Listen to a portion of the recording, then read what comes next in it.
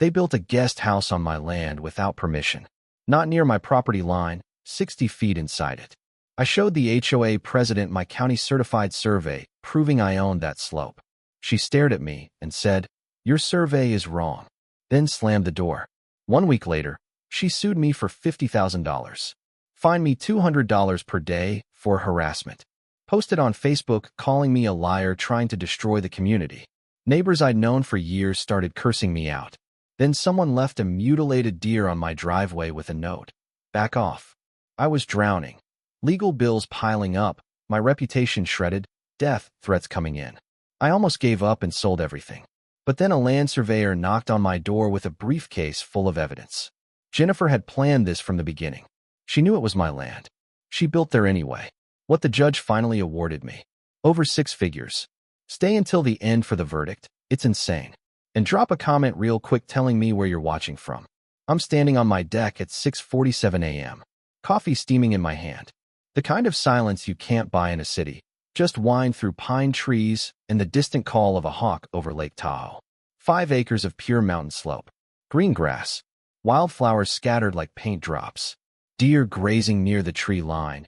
Ears twitching, totally unbothered. This is what 20 years of 60-hour work weeks bought me. I'm Mike Sullivan, 58, former civil engineer. Retired 9 months ago with one goal: die peacefully on this land, not in some cubicle under fluorescent lights. I chose this property for one reason. It borders protected forest. No neighbors. No HOA drama. No homeowner association telling me what color I can paint my mailbox. Just me. The mountains. The lake. Freedom. But something's wrong this morning. There's a sound. Mechanical. Heavy. Rumbling. I set down my coffee and walked to the eastern edge of my deck. The part that overlooks my slope. 200 feet of Douglas firs and rocky terrain dropping toward the valley. Through the trees, I see it. Bright yellow construction equipment. An excavator. A concrete mixer truck. For workers in hard hats moving around like ants. My chest tightens. I'm not imagining this. Someone is building something. On my slope. I go inside, grab my property survey from the filing cabinet. The one I paid $3,000 for when I bought this place. I spread it across my kitchen table, hands shaking slightly, tracing the boundary lines with my finger. Eastern boundary extends 200 feet down from the main structure. That slope is mine. Every single inch. So who the hell authorized construction on it? I throw on my boots. No jacket. No phone. Just rage and confusion pushing me forward. The hike down is steep. Loose rocks. Exposed roots. I'm sliding half the time, grabbing tree trunks to keep from falling. My breath comes hard. I'm not 25 anymore. When I break through the tree line, I see it clearly now. A foundation. Concrete. Massive. 40 feet long, 30 feet wide. Already poured. Workers smoothing the edges with trowels. On my land. The excavator operator sees me coming. He kills the engine. Silence floods back in, but it's ruined now. Poisoned. "Can I help you?" he asks. Casual. Like I'm the one trespassing. "Yeah," I say, breathing hard. "You're on my property." He laughs. Actually laughs. "No, sir. This is HOA common land. We got full permits." The hell it is. I'm not yelling. Not yet. But my voice has an edge that makes the other workers stop and look. He pulls a work order from his truck. Hands it to me. I scan it. Project name: Mountain Ridge Guest House. Client: Jennifer Morrison, HOA President. I don't care what this says. I tell him. This is private property. Mine. You need to stop immediately. He shrugs. Take it up with the HOA man. We're just doing the job we were hired for. How long has this been going on? Started Monday. We're on day 3. 3 days. They've been destroying my land for 3 days, and I didn't even know. I look at the foundation again. It's not small. This isn't some garden shed. They're building something permanent. Who's Jennifer Morrison? I ask. HOA president. Lives in the big house up the hill. You want her number? I want you to stop. Can't do that without authorization from the client. I'm shaking now. Not from cold. From fury. I turn and hike back up the slope. Faster this time. Reckless. I slip twice, scrape my palm on a rock, don't care. Back at my cabin, I grab my phone and search. Jennifer Morrison, Mountain Ridge Estates. Her face pops up on the HOA website. 52. Blonde. Fake smile. White Range Rover in the driveway behind her. I'm going to her house. Right now? Jennifer Morrison's house is the biggest one in Mountain Ridge Estates. Two-story, stone facade, manicured lawn that probably costs more to maintain than most people's mortgages. I pull into her driveway. My truck looks like a rust bucket next to her Range Rover. I don't care. I walk up to the front door and knock. Hard. 3 times. She opens it wearing yoga pants and a designer hoodie. Hair perfect. Nails perfect. Smile that doesn't reach her eyes. "Mike Sullivan," she says, like she's been expecting me. What a surprise. "Your construction crew is building on my land." The smile vanishes. That's HOA common land, designated for community use. It's been approved since the subdivision was planned. I have a county survey that says otherwise. Her arms cross. "Then your survey is outdated or incorrect. The community voted on this project. 8-2. We're building a guest house for property owners and their visitors. Lake access. Mountain views. It's going to increase everyone's property values. On my slope. On HOA land that happens to border your property." I pull the folded survey from my jacket. Hold it out. She glances at it. Doesn't even touch it. "I'll have our HOA attorney review your documentation," she says slowly, like I'm a child. "But until there's a legal injunction, construction continues as planned. If one more shovel touches my dirt, I'm calling the sheriff." Her expression shifts. Cold now. No pretense. "Do what you need to do, Mike. But this guest house is happening. The community has already approved a $340,000 budget. Contracts are signed. Materials are ordered. You're not stopping this with some old piece of paper. That old piece of paper is a legal county survey, which I'm sure our attorney will find issues with." She starts to close the door. I put my hand on it. Not aggressive, just stopping her. "Jennifer, I'm asking you nicely. Check your records. Verify the property line. I'm not trying to cause problems, but that slope is legally mine." She looks at my hand, then at me. "Remove your hand from my door, or I'll call the sheriff myself and report you for trespassing and harassment." I pull my hand back. She closes the door. I hear the deadbolt click. I stand there on her porch, shaking. $340,000. Contracts signed. This isn't some mistake. This is planned. Organized. They've been working on this for months. And they never once contacted me. I drive home, hands tied on the wheel. Back at the cabin, I call the county recorder's office. A clerk named Susan answers. "I need to verify my property boundaries," I tell her. "Someone's building on what I believe is my land. What's the parcel number?" I give it to her. I hear typing. Then silence. "Mr. Sullivan, your eastern boundary extends 200 feet downslope from your primary structure. The coordinates are clearly defined. I'm looking at it right now. Can you send me official documentation? I'll email it within the hour. Thank you." I hang up and stare at my phone. Jennifer Morrison just lied to my face. She knows that land is mine. So why is she building on it anyway? My phone buzzes.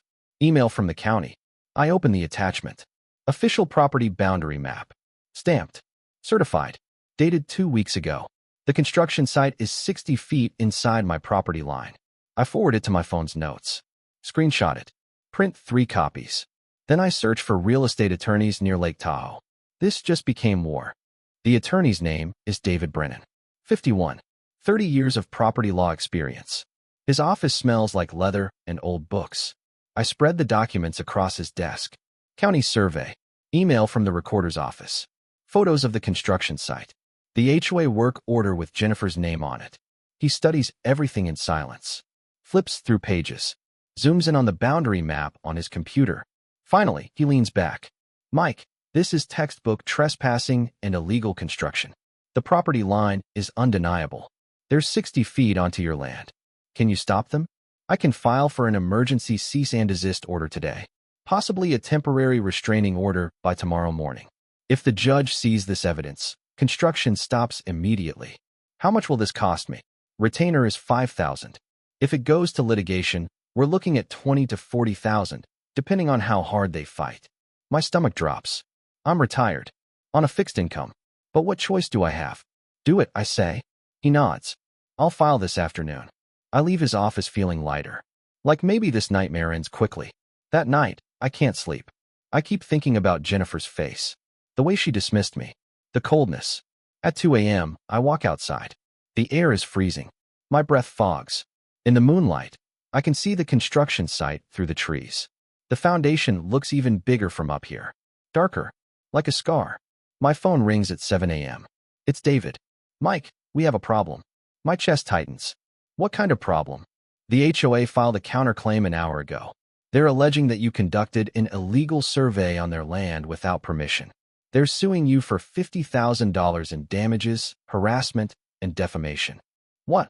They also filed an emergency motion to continue construction, claiming your cease and desist is frivolous and intended to sabotage a legally approved community project. I sit down. My legs won't hold me. David, how is this possible? I have county records. Official documentation. They have an attorney too.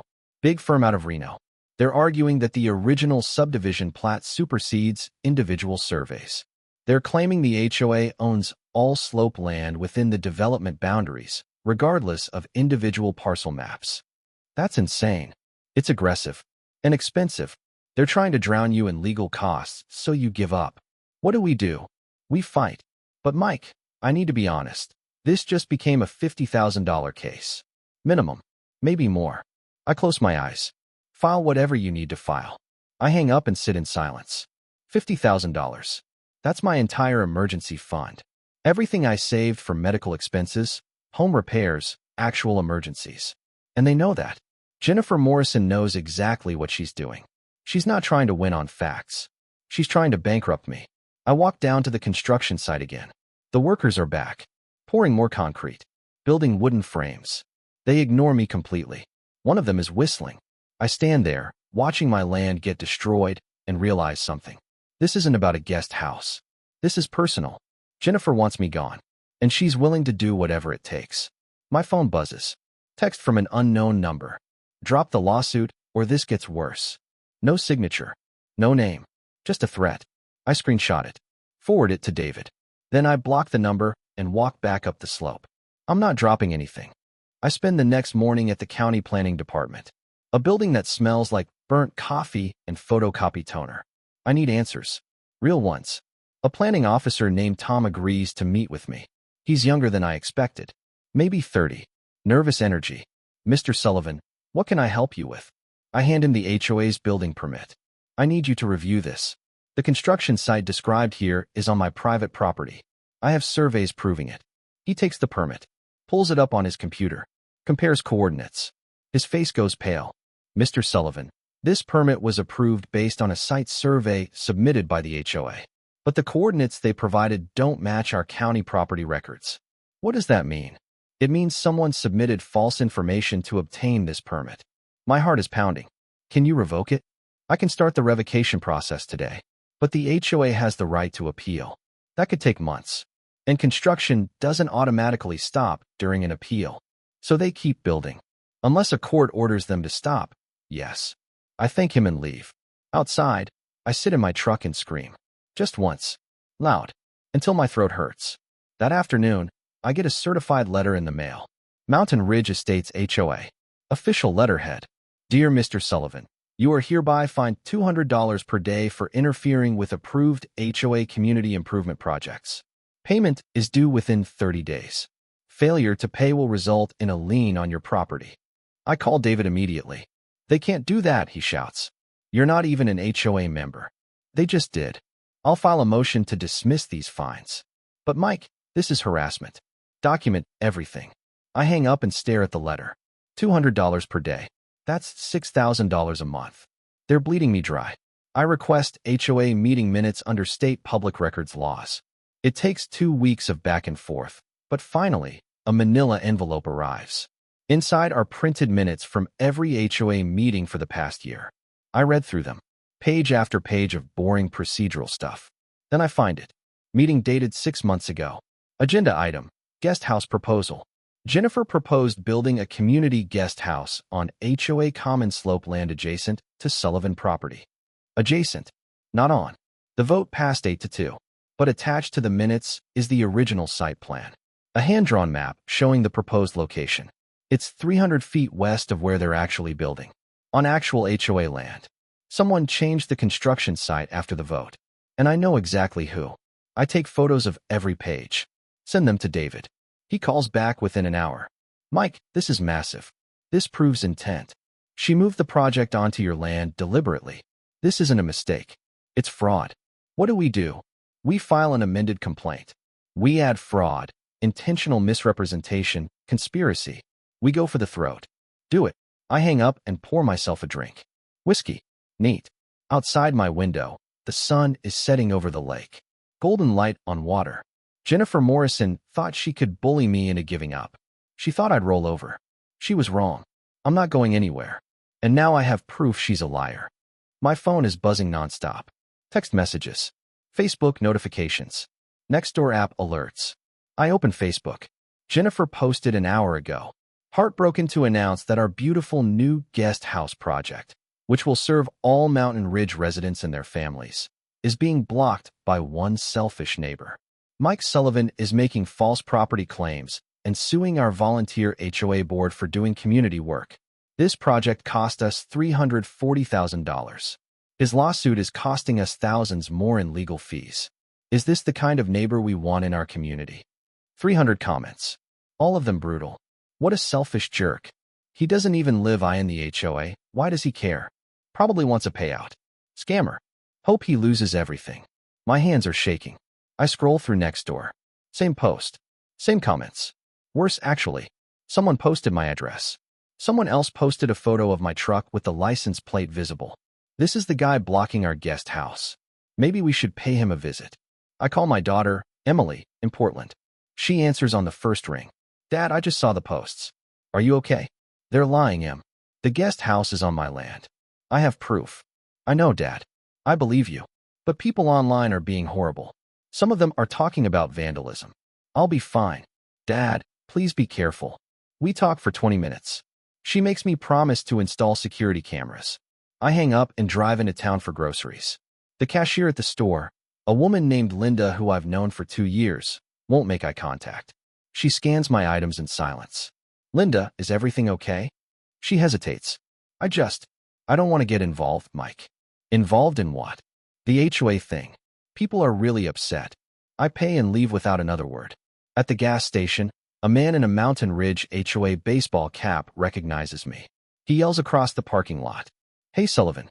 Thanks for ruining our property values. You selfish prick. People stare. I pump my gas and leave. That night, I hear something outside.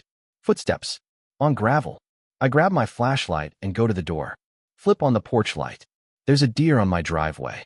Dead. Throat cut. Blood pooling underneath. And tucked under its body is a note, handwritten on lined paper. Back off. I call 911. Deputy Martinez arrives 30 minutes later. Takes photos. Writes a report. Mr. Sullivan, I'll be honest with you. HOA disputes get ugly. People do crazy things when they think their property values are threatened.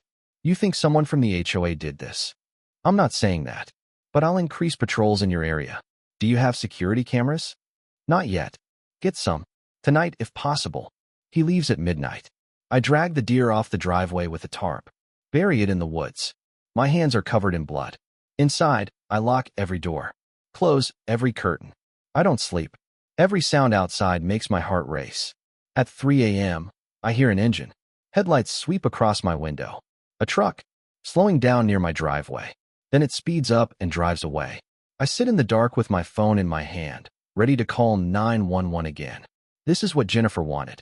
She didn't just want my land. She wanted to destroy me. I'm 3 weeks into this nightmare. Legal bills are stacking up. The harassment hasn't stopped. Anonymous calls at 2 a.m. Eggs thrown at my truck. Nails scattered in my driveway. I'm losing weight. Not sleeping. Barely eating. I'm standing at my kitchen window, staring at nothing, when I hear a knock at the door. I don't want to answer it. But I do. It's a woman. Late 40s. Professional. Pantsuit. Leather briefcase. She doesn't look like she belongs on a dirt road in the mountains. Mr. Sullivan? Yeah. My name is Rebecca Torres. I'm a licensed land surveyor and forensic property analyst. I've been following your case through public records. How did you find me? County filings. And because Jennifer Morrison tried to hire me 8 months ago. Everything stops. What? She holds up her briefcase. Can I come in? I step aside. She sits at my kitchen table, opens the briefcase, pulls out a folder thick with documents. Last March, Jennifer contacted me.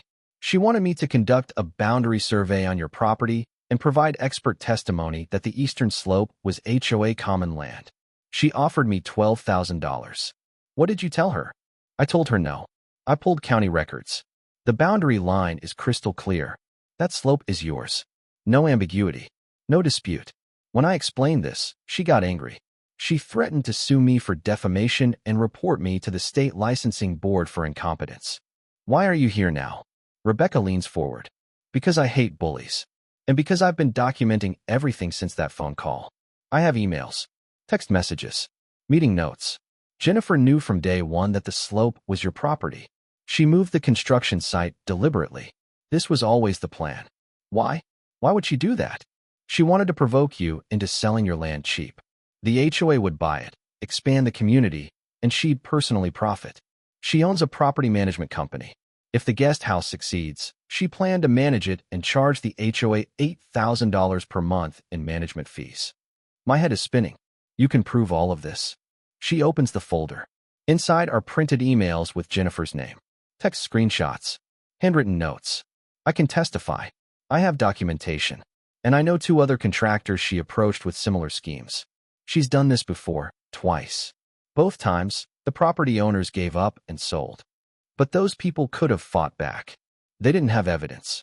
You do now. I look at the documents. My hands are shaking. Rebecca, why are you doing this? You don't know me. She's quiet for a moment. 5 years ago, an HOA foreclosed on my parents' house over unpaid fines they didn't actually owe. By the time we proved it in court, they'd already sold the property. My parents lost everything. I swore I'd never let it happen to someone else if I could stop it. I don't know what to say. She stands. Will you let me help you? I nod. Yes. Then let's bury her. She leaves her contact information in the folder of evidence. After she's gone, I sit at the table and read every document. Jennifer Morrison planned this. She targeted me. And now I have proof. For the first time in weeks, I feel something other than fear. I feel hope. David files the amended complaint on a Tuesday morning.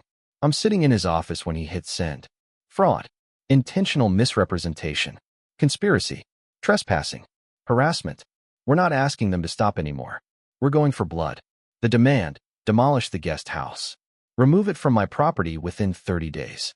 Pay me $650,000, $200,000 for land damage and restoration, $180,000 for legal fees, $300,000 in punitive damages. And we're attaching Rebecca's testimony. The emails. The original HOA site plans showing Jennifer moved the construction location. Everything. How long until they respond? I ask. 48 hours, maybe less. They respond in 6 hours. Their attorney sends a 23-page rebuttal. Aggressive. Vicious. They claim Rebecca is a disgruntled contractor lying for financial gain. They say she was never actually hired, never had contact with Jennifer, and fabricated the emails using Photoshop. They're calling her a liar. They double down on their original position. The land is HOA property, the construction is legal, and I'm a delusional neighbor trying to extort money from a volunteer community organization. They file a motion to dismiss the entire case. David calls me that afternoon. They're not backing down, Mike. They're escalating. What does that mean? It means we're going to court. Full trial. Discovery. Depositions. This could take 6 months. And it's going to cost you everything you have. I don't care anymore. Mike, I don't care, David. File whatever you need to file. I want them destroyed. 3 days later, the judge denies their motion to dismiss. We're going to trial. Discovery starts immediately. David subpoenas everything. HOA financial records, meeting recordings, Jennifer's personal emails, contractor agreements, bank statements. What we find is nuclear. Jennifer used HOA funds to hire a private investigator to dig up dirt on me. $12,000. Paid 3 weeks before construction started. She knew there'd be a fight. She prepared for war before the first shovel even touched ground. And here's the bombshell that makes my blood boil. Jennifer owns a property management company called Summit Ridge Management LLC. Buried in the HOA's proposed operating budget for the guest house is a line item: management and maintenance services, $8,000 per month, Summit Ridge Management LLC. She was going to charge the HOA $96,000 per year to manage a building she illegally constructed on my land. This was never about community improvement. It was about profit. David sends the discovery documents to every HOA board member. All 10 of them. Within 72 hours, 3 resign. 2 others publicly demand Jennifer step down as president. She refuses. Then the local newspaper picks it up. Front page. HOA president accused of land theft and fraud. The article includes Rebecca's testimony, the emails, the financial documents showing Jennifer's company would profit. It goes viral online. Reddit, Facebook, local news stations. Jennifer's face is everywhere. And for the first time since this started, public opinion shifts. The comments under the news articles are savage. She should be in jail. This is why HOAs are corrupt. I hope he takes everything from her. I read them all. Every single one. Jennifer Morrison spent weeks destroying my reputation. Now hers is in ashes. My phone rings. Unknown number. I almost don't answer. But I do. Mike Sullivan. Yeah. This is Bill Henderson. I'm on the HOA board. I voted yes on the guest house project because Jennifer told us it was on HOA land. I had no idea she was lying. I'm so sorry. We're calling an emergency meeting tonight to remove her as president. Good. I just wanted you to know, most of us had no idea what she was doing. She manipulated all of us. I hang up. It's not enough. Sorry doesn't rebuild my land. Sorry doesn't erase 3 months of hell. But it's a start. My phone rings at 7 a.m.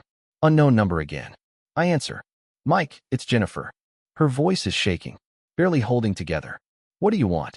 We need to talk. Off the record. Please. There's nothing to talk about. Please, Mike. Just 30 minutes. The coffee shop in town. I'll buy. Every instinct tells me to hang up. But I don't. 1 hour. That's it. She's already there when I arrive. Sitting in a back corner booth. Sunglasses on indoors. No makeup. Hair pulled back. She looks like she hasn't slept in days. I sit across from her. Don't order anything. You have 30 minutes. She takes off the sunglasses. Her eyes are red. I made a mistake. A mistake. I thought the slope was close enough to the boundary that no one would notice. The guest house would have increased property values for everyone. It was supposed to be a win for the whole community. Except you knew it was my land. She doesn't deny it. Just looks down at her coffee. I got greedy. I saw an opportunity. I thought I could make it work. And when you pushed back, I panicked. I doubled down instead of admitting I was wrong. You tried to destroy me. I know. Her voice cracks. I know what I did. And I'm sorry. Sorry doesn't fix this. I want to settle. The HOA will pay for complete demolition and land restoration. We'll drop all claims against you. You drop yours. We both walk away. And the $650,000. Her jaw tightens. I can offer $75,000. That's everything the HOA has left in reserves. Not enough. Mike, if this goes to trial, we'll both lose everything in legal fees. You'll spend $100,000 just to get to a verdict. Even if you win, you might not collect anything. The HOA could declare bankruptcy. Then you should have thought about that before you stole my land. I stand to leave. She grabs my arm. Desperate now. Please. I have 2 kids in college. A mortgage. If I lose this case, I lose everything. My house. My business. My reputation is already destroyed. I'm begging you. I look at her hand on my arm. Then at her face. You should have thought about your kids before you came after me.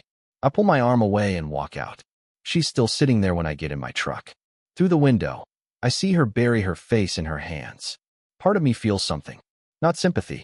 Not quite. But recognition. She's destroyed. Broken. Exactly what she tried to do to me. I drive home. That night, my phone buzzes. Email from David.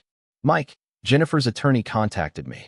They're willing to go to $150,000 and full restoration. This is a solid offer. You should consider it.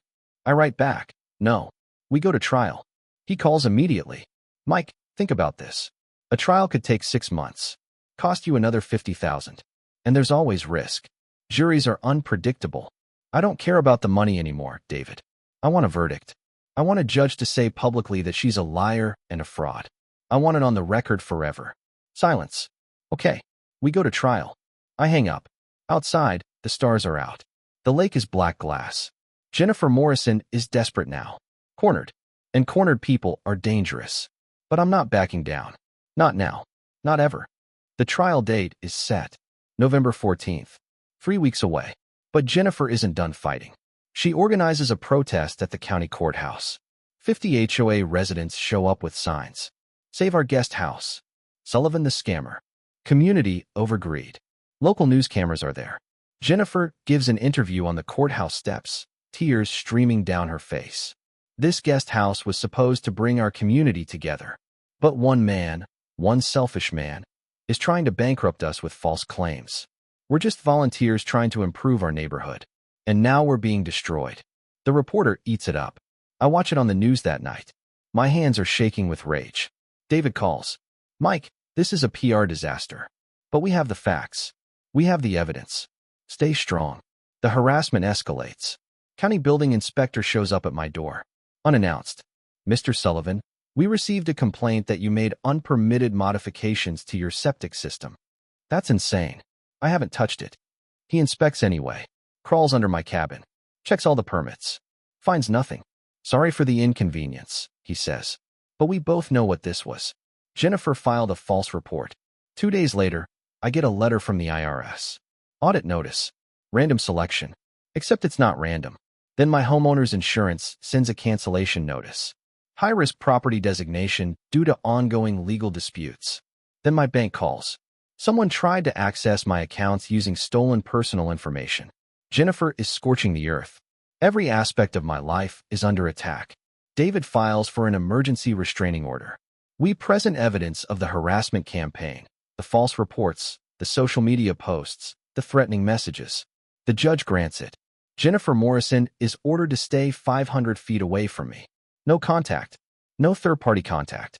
But the damage is done. I've spent $42,000 in legal fees. I'm exhausted. Paranoid. Jumping at every sound. 3 days before trial, David calls with news that makes my stomach drop. Mike, we just received Jennifer's financial disclosure from Discovery. She's personally bankrupt. $600,000 in debt. Her property management company is insolvent. The HOA's insurance won't cover fraud claims. What does that mean?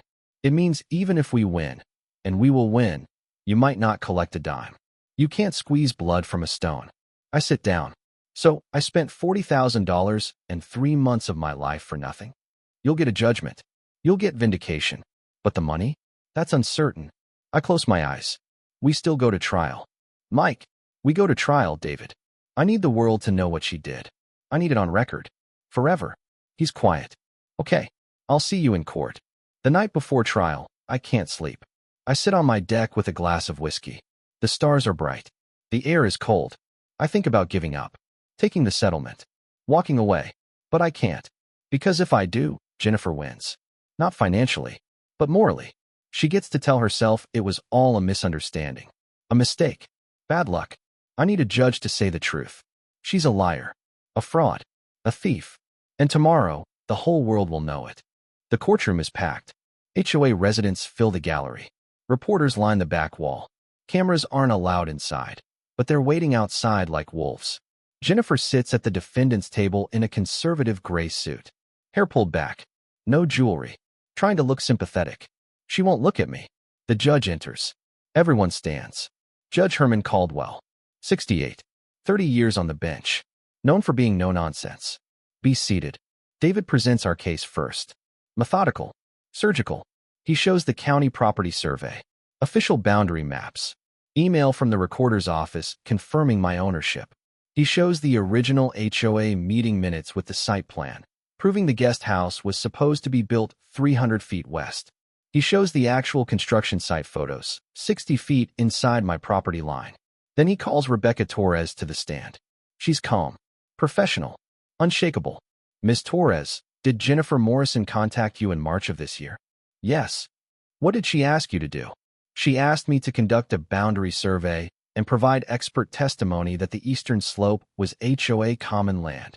What did you tell her? I told her the county records were clear. The slope belongs to Mr. Sullivan. No ambiguity. How did she respond? She became angry. She threatened to sue me and report me to the state licensing board. Jennifer's attorney objects. Hearsay.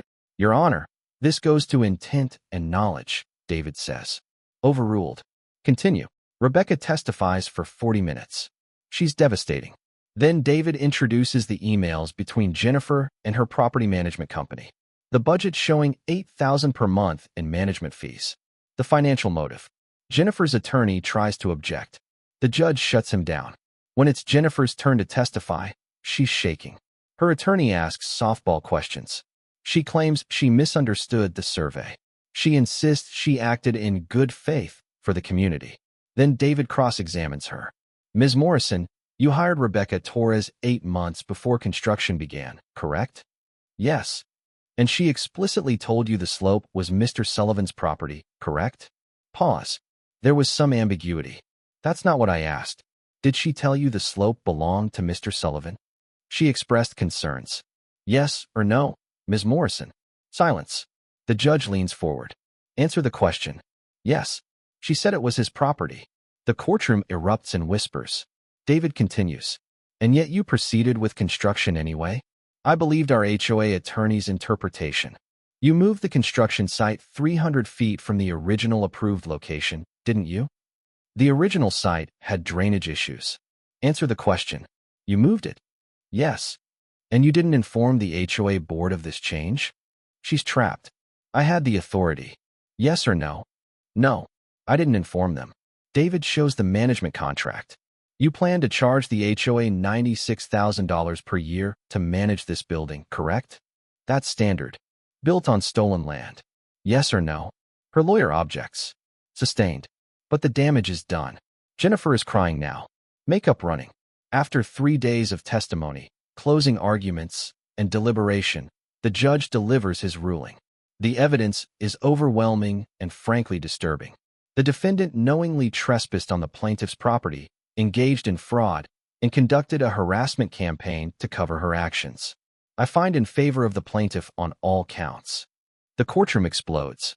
Jennifer's face goes white. The judge isn't done.